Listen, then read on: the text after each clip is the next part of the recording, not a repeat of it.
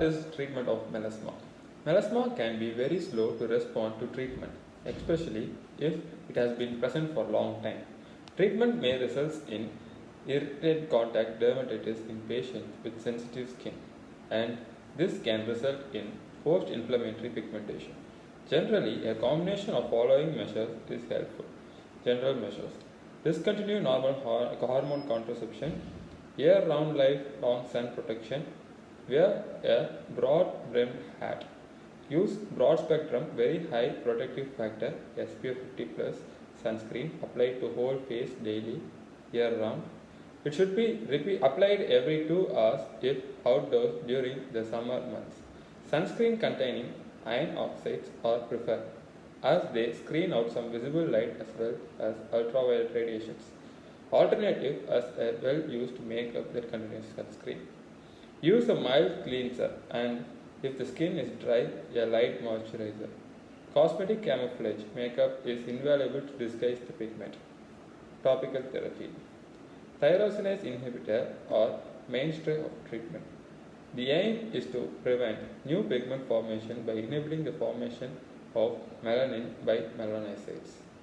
Hydroquinone 2 to 4% as cream or lotion applied accurately to pigment areas in night for 2 to 4 months. This may cause contact dermatitis, stinging and redness in 25% of the patients. It should not be used in higher concentration for prolonged courses, as it has been associated with organosis, a bluish gray discoloration similar to that seen in alkatonuria. Azelaic acid cream, lotion or gel can be applied twice daily, long term and is safe as pregnancy. This may also sting.